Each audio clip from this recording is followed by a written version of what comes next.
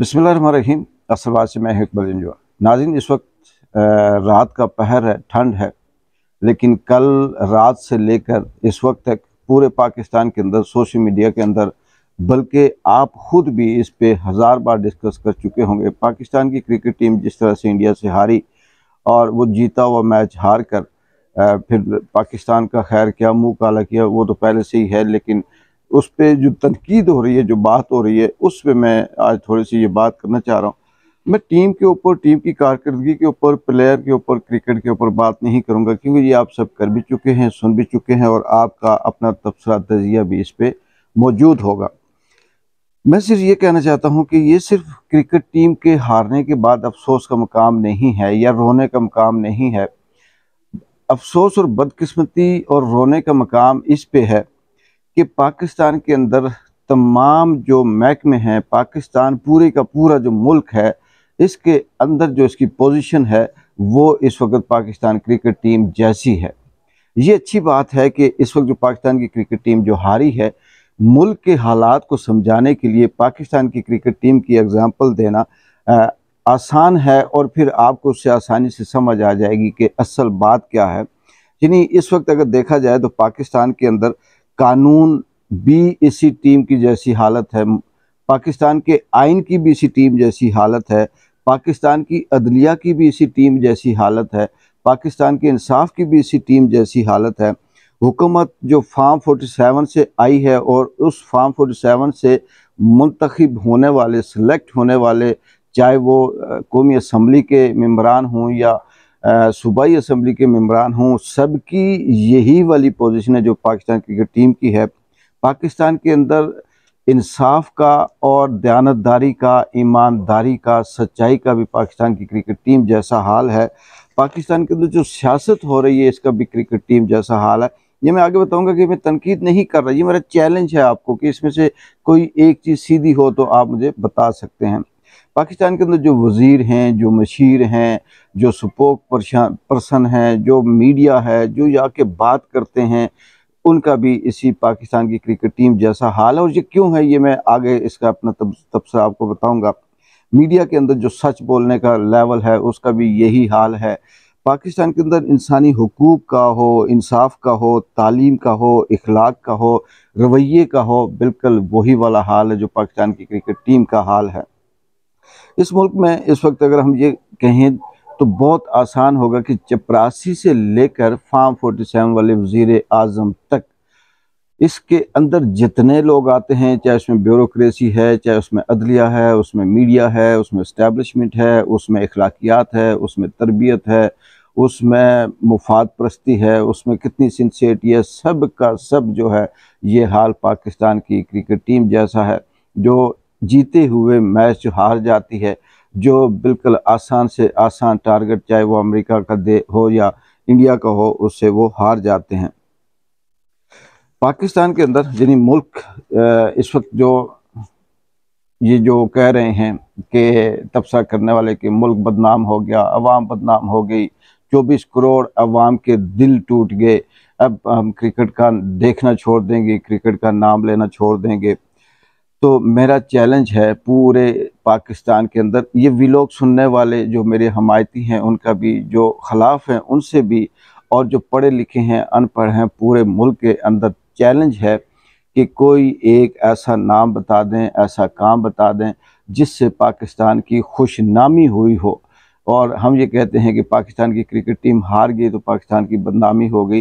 कोई ऐसा काम पाकिस्तान के अंदर अदलिया की तरफ से, इस्टेब्लिशमेंट की तरफ से, ब्यूरोक्रेसी की तरफ से, कानून और आइन की तरफ से बता दें जिसमें पाकिस्तान के अंदर इंसानी हुकूक, या पाकिस्तान के अंदर दिल न दुखा हो, या पाकिस्तान में ये कहें कि उससे बदनामी ना हुई हो।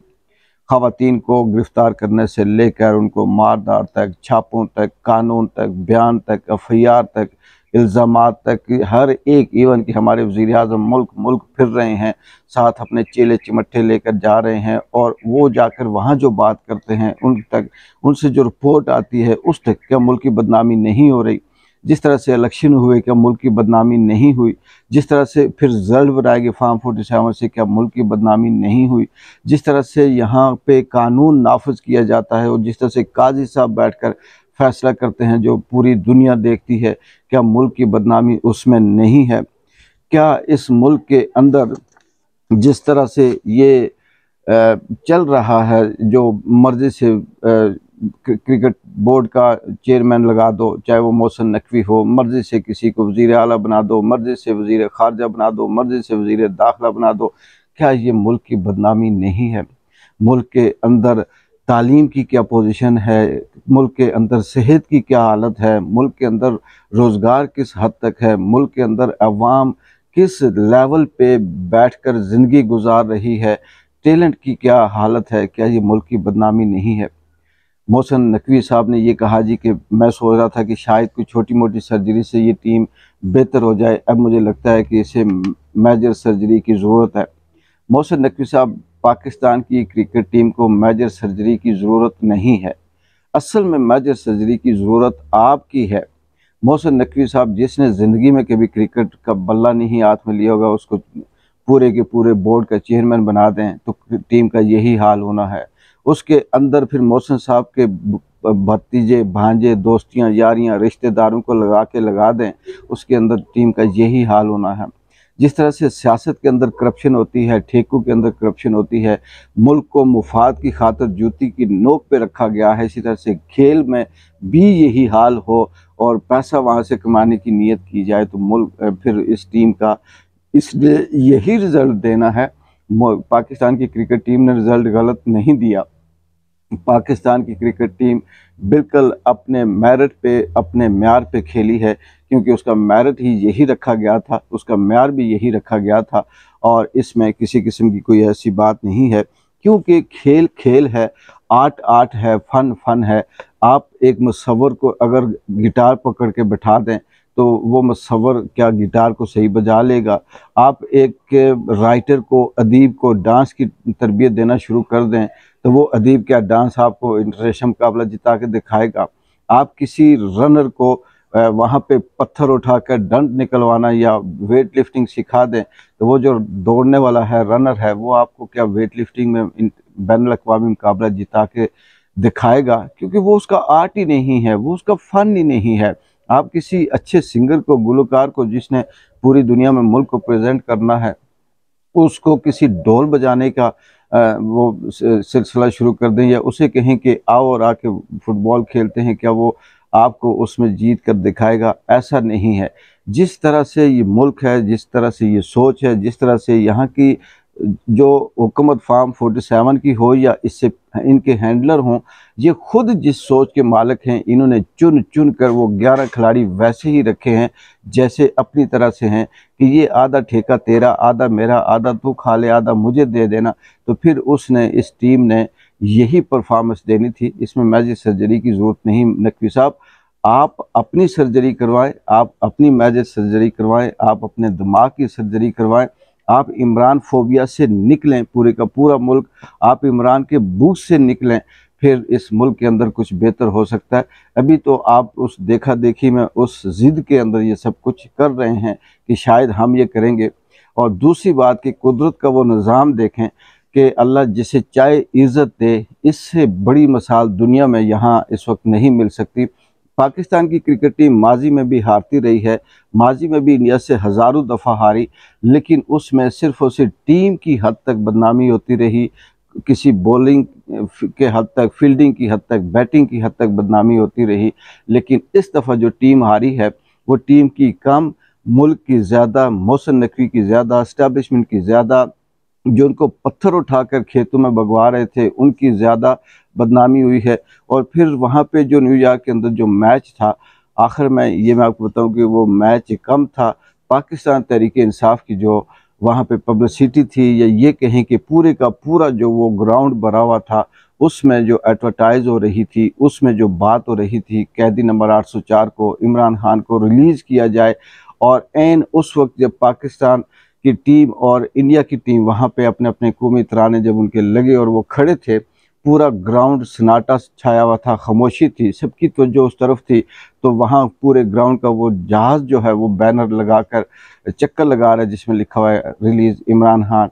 ये मैसेज शायद करोड़ों रुपए यहाँ से देकर भी अगर करते तो दुनिया में ना जाता, वो दिया गया। अब इसमें सिर्फ़ और सिर्फ अपनी शर्मिंदगी छिपाने के लिए कि कोई कहे जी कि इसकी सर्जरी की ज़रूरत है, कोई कहे जी कि फ़लाना गलत खेला, कोई कहे फ़लाना मोटा है, किसी का कहना है कि टीम बिकी हुई थी, किसी का कहना है कि फ़लाना फ़लाने का भतीजा है। ये टीम का कसूर नहीं है, ये इस मुल्क के हैंडलर का, सिलेक्टर का, कोच का, इन सब का, क्योंकि इन्होंने रखे ही वो लोग थे जो इनके मुफाद के थे। और फिर दूसरी बार आखिर में फिर से चैलेंज है कि मुल्क के अंदर कोई एक नुक्ता, एक डॉट, एक फुल स्टॉप ऐसा बता दें जिससे मुल्क की खुशनामी हुई हो। टीम हारने से मुल्क की बदनामी हो गई। काजी साहब जो फैसला दे रहे हैं उससे किसी को दुख नहीं है या उससे कोई परवाह नहीं है। मुल्क के अंदर जो ख़वातीन को, बच्चों को, बेगनाओं को घसीट कर मारा जा रहा है, उससे मुल्क की बदनामी नहीं होती और टीम की होती है। ये सिर्फ इसलिए होता है कि आप उस हिस्से को तनकीद कर रहे हैं जिसमें तनकीद करने से आपको कोई रोकता नहीं है, और फिर आप अपने दिल की भड़ास निकालते हैं। दिल पे हाथ रख कर दयानतदारी से सोचिएगा कि क्या ये सब कुछ सही है। मुल्क के अंदर सिर्फ एक टीम है जिसकी परफॉर्मेंस गलत है, बाकी सारे महकमे, सारे इदारे, सारे शख्स जो करोड़ों के हिसाब से खाते हैं, तनख्वाहें लेते हैं, क्या उनकी परफॉर्मेंस अच्छी है? क्या उनकी परफॉर्मेंस से मुल्क तरक्की कर रहा है या मुल्क के अंदर खुशनामी हो रही है? इकबाल जिंजो को इजाज़त दीजिए। अल्लाह हाफिज़।